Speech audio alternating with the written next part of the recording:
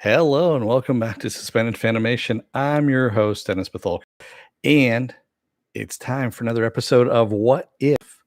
This time around, What If Season 1, Episode 7, What If Thor Were an Only Child? Welcome, everybody. Let me take care of some business first and get down to it. If you like what you see here, like, share, and subscribe. If you're still on the fence about subscribing, take a look at the video that pops up at the very end here. YouTube takes the algorithms of all the stuff you've been watching and tries to match it as best as possible to one of the videos in my vast video library and pops it up there just for you. And if you like what you see there, hit that subscribe button down below there. Also, if you want to know when I'm going to be on live again next, hit that bell down below. It's a 50-50 chance of YouTube actually notifying you. Best thing to do is go to suspendedfanimation.com.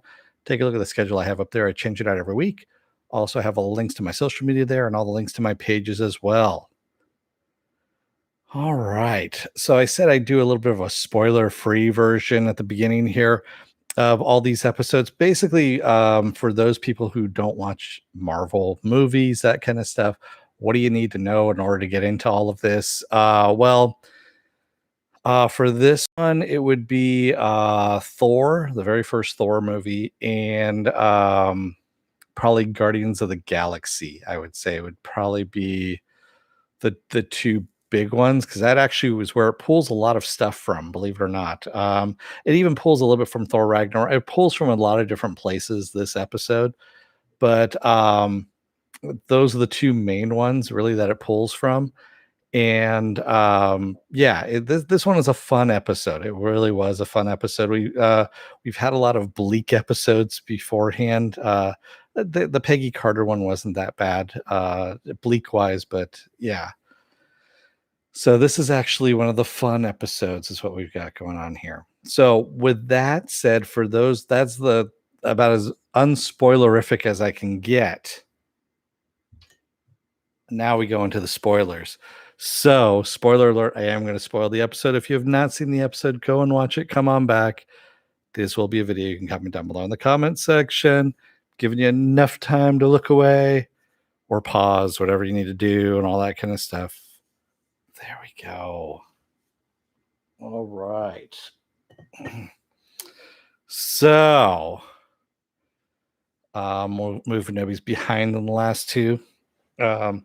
This was a lot of fun. I was complaining in the last my last video for the last episode that these just kind of all ending dismally kind of thing, and that's not what the comic was about. The comic actually had a good mix of happy, sad, what the fuck kind of moments, all those kind of things combined. They were just kind of a mishmash of things, and this one was just really fucking fun. Yeah, she actually was today. Thank you, Mufinobi. You didn't need to do that. Obviously, you could smell her farts wherever you were, because good God, I smelled it. That's for sure. I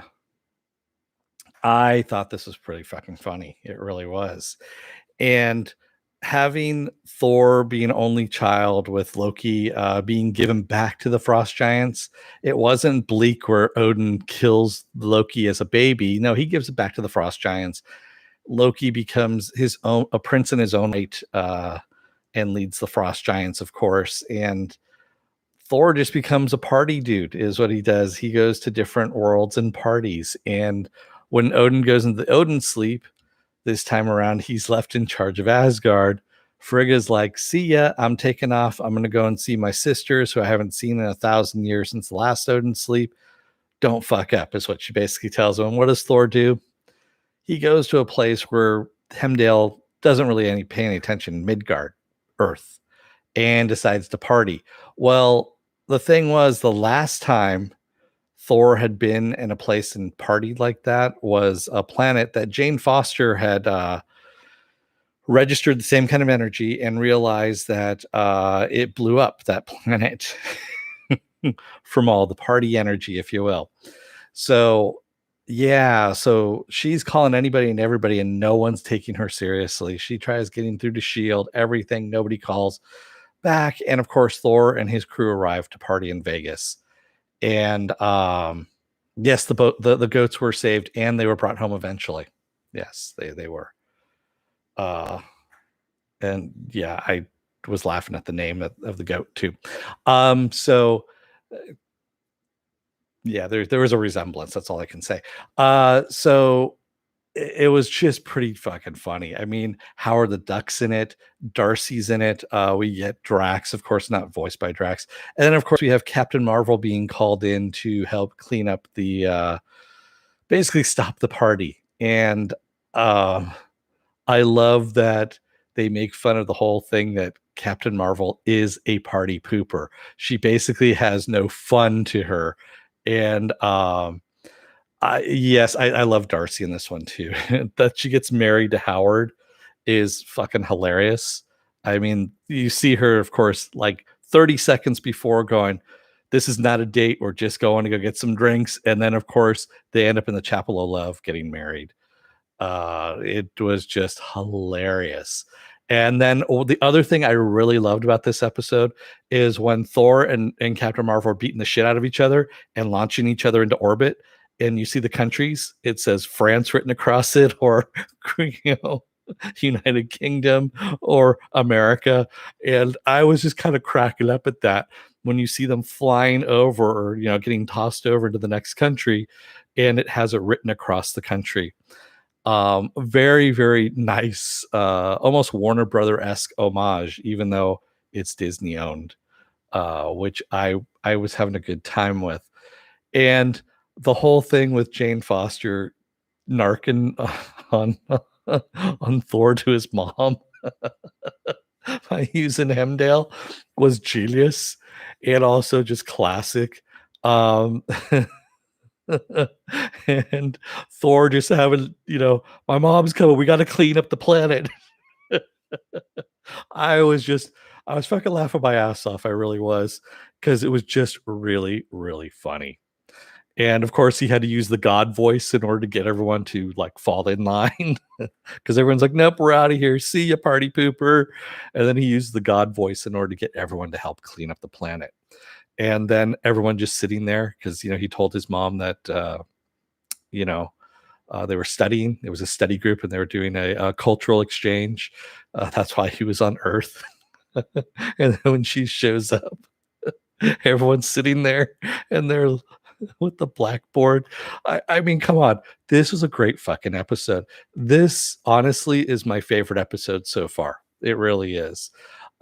Just because of the amount of thought that went into each little gag. And just the character, I mean the Grandmaster, I mean come on, the Grandmaster stealing the scooters with his sidekick, and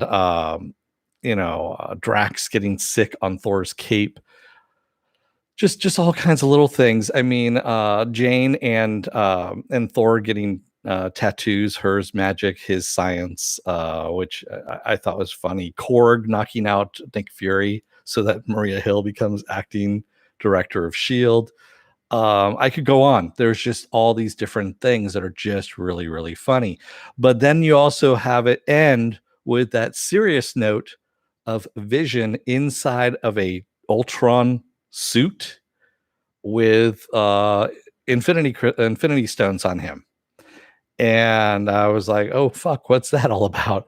That whole thing also with the Watcher at the very end saying, and as both Earth children and Asgardian children say, they lived happily ever after. And he's like, wait, what? And then that's when you get the that twist ending there, which I thought was perfect. I mean, they did a great job. You can see that they were actually working towards a merging of all these different worlds, or convergence, if you will, in one of these episodes. That everything's going to come to a head. And I kept listening to the opening line. So the intro to What If is the Watcher says that he is our guide to these new universes. So these universes have not existed before until now, of course, from Loki, the Loki series. And yes, so these new universes are happening. All this stuff is going to be converging onto each other. And I think, yes, we're going to have a mashup here fairly soon.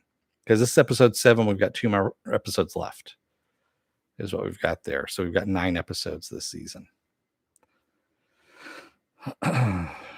Mork says I was cracking up with Darcy jabbing a cat. Yeah, that was funny too.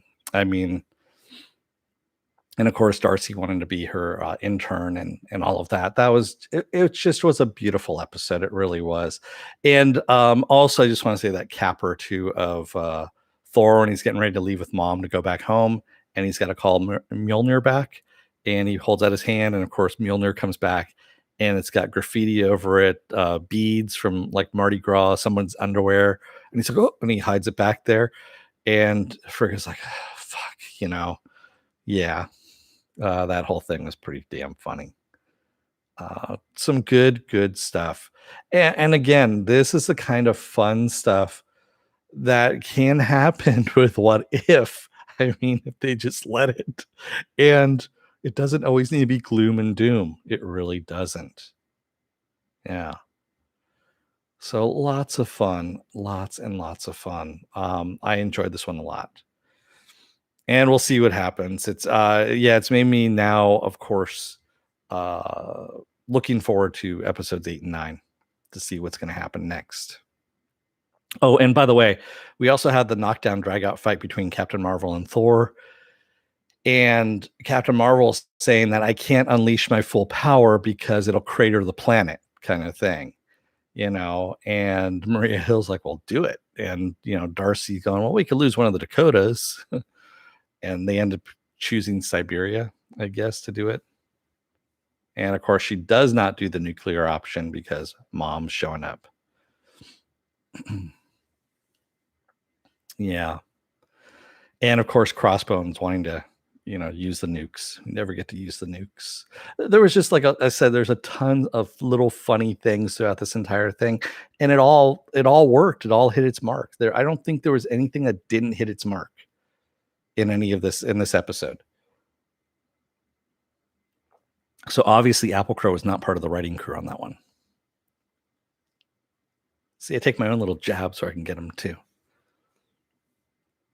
Apple Crow, if you're out there, I love you, buddy, but yeah, you need to workshop some more of that stuff. Ah, man. So what else do I have going on? Well, it's 7:00. The guy from Thor Ragnarok also party. Yeah, Korg and Grandmaster were there. Yes. Yeah, Korg the Rock guy is what you're talking about.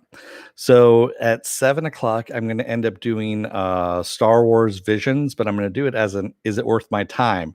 Because they were short episodes. They were basically like anywhere from 12 minutes to 20 minutes long, somewhere around there. And I burned through the entire season. So I'm going to, do that as an Is It Worth My Time?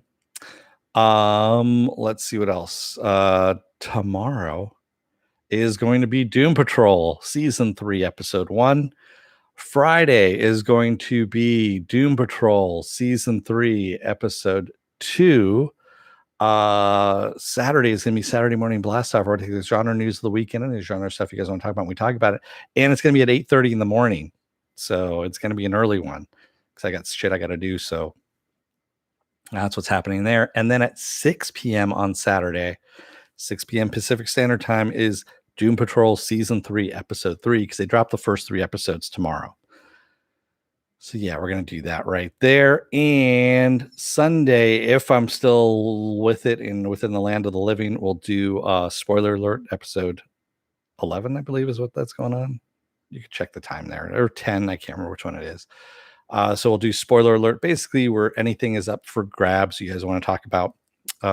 Spoiler wise, anything that's out in the public, as long as it's not a special sneak preview that you've seen or anything like that, we'll talk about it.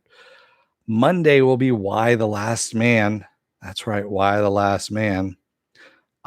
Tuesday, I think I'm going to take off because there's just too much shit going on during the week. And Wednesday, of course, we roll back around again with What If. So there you have it. There's a lot of stuff out, man. There's a lot of stuff out. So yeah. Mork says Visions is amazing, is what he says. Some parts of it were good. We'll talk about it. We'll talk about it at 7 in a little bit here. So with that said, I'm going to let you guys go for the night. Thank you to everyone who joined me tonight in the chat. All 2 of you, I believe, that are there. And thank you, Movie Fanobi, again for the super chat. You didn't need to do that. I will see you guys again at 7 in a little bit here. So until then, don't let the door hit your ass on the way out. Otherwise, I don't know, man. You could end up partying with Thor because he's that party kind of guy as long as he doesn't have a brother involved. Thanks, everybody. I will see you again at 7 in just a little bit here. Until then, stay safe, be well, take care, wear those masks, get those vaccine shots, and I will see you in a little bit here. Stay safe. See ya, everyone.